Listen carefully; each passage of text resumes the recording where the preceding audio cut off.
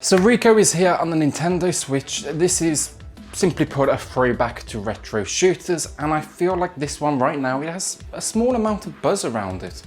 But does it do enough to earn your time? Let's just jump straight in.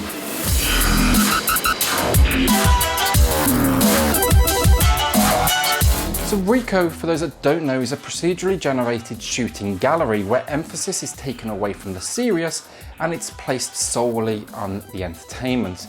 You know, you're looking and you're going in this for large-scale shootouts. The story here, it's basic. You're based out of the city of San Amaro in a state of mass organized crime. The Rico Act, it was established to take down these gangs, and that's it. Go shoot some up. So let's kick this thing off with graphics, and straight away I'll say this, it's hit and miss. I like the general idea, the cel-shaded low detail elements make for an interesting look. I mean, it's a direct rip-off of 13 for sure, but respect for choosing your influences wisely. But I will say it definitely has its share of issues. No matter how stylistic you make something look, bland environments are bland environments. Here we get offices, factories, warehouses, apartments.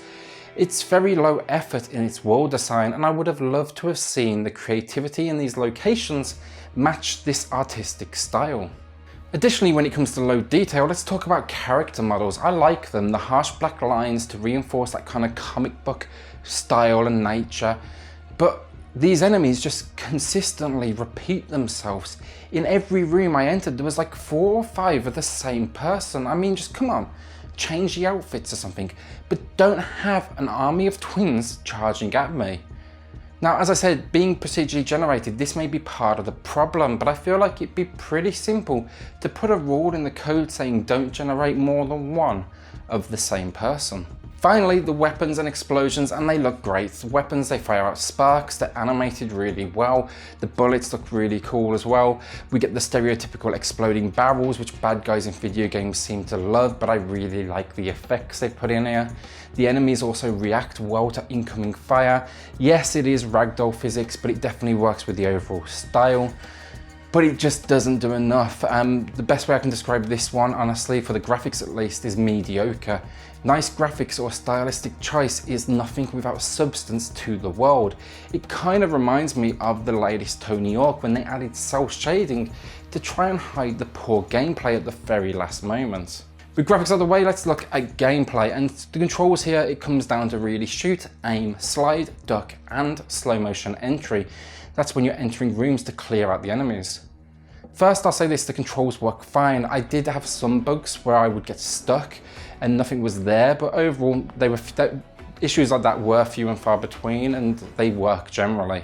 The shooting feels weighty, the movement's quick and responsive, and the duck and slide's entertaining ways to avoid enemy fire. Unfortunately though, a downside for me is being touted as the game changer here, and that's the slow motion. When you head to one of these buildings, it can be like 20 rooms. So having to sit through slow motion every time we breach a new room, it gets old really quickly. It also highlights the enemy repetition too much. I'm a big fan of slow motion in shooting games. One of my favorite games of all time was Fear. That was another level, but it trusted the players to use the slow motion themselves, which was a much more rewarding experience. That's what I would have preferred to have seen here, longer moments to regenerate this, but let me use it in the moments I feel I need to and let it become a part of my strategy for taking on these enemies and locations. So what we get here is essentially a wave-based shooter. Each room has X amount of enemies and you clear it out. Enemies won't run in from adjacent rooms, they're just kind of sitting there waiting for you to come in, even if it sounds like World War II is happening next door. Then the procedurally generated levels, they can be the ultimate inclusion for any video game. You know, always different levels is not a bad thing. Unfortunately though, here it's attached to tedious tasks just repeating themselves over and over again. What you'll be doing in Rico comes down to basically this: clearing the location, killing a target, collecting money, grabbing evidence, defusing bombs. It's essentially one big fetch quest where one button interactions solve all of the above problems, and there's really little reward to doing this. You know, there's no story for you to watch or for you to read. The only thing you really get is upgrades for your weapons. The game does a good job of this, you know, that you start with a pistol, you can upgrade it with like silencers, add a machine gun to your arsenal, add armor, grenades, but it feels like very little reward when you're going to be going on to the next level and just doing the same thing over and over again. One area I will say the game does do a good job in though is its difficulty options, easy, medium and hard, and they're true to their name. For those that can get over the repetitive nature of this one, you'll find a lot of challenge in here, like that hard really does ramp things up quickly. Finally, gameplay, it has just a couple of modes. Story mode, if you can call it that, you basically just work your way through a tree of bad guys from the menu. You get like 24 hours to complete each of these operations, but I doubt you'll be going back for more than one. And then we get online multiplayer or local co-op. Multiplayer being by far the best way to play this game to add a bit more entertainment. Okay, so finally audio, and it had a lot of potential. Things start off great with the intro for the story before we reach the main menu. There's decent voice acting. My name is Commander Karen Redfern, seconded here from British Counter-Terrorism Command. Extra points for the English accent. Exciting music, some nice weaponry effects. I was excited. I got to the main menu and it immediately let me down when I started it up. This is the only story we really get, and I wish there was just more to it. These characters could give me something to actually care about. Then the music, and to that I will say, what music? Menus, yeah, we get some there, but in game, Rico was just frequently going silent on me.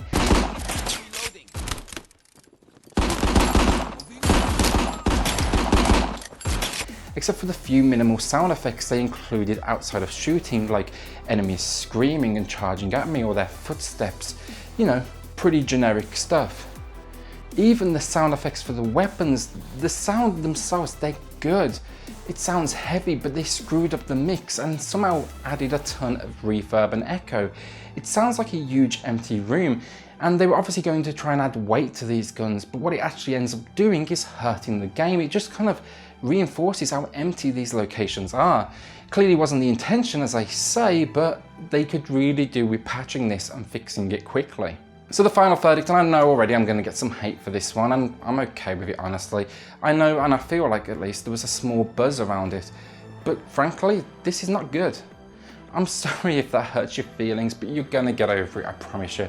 And at $19.99, you know, I admit it's a good price, and if you want to take the risk, you're not spending too much. You're gonna get probably a couple of hours of entertainment here.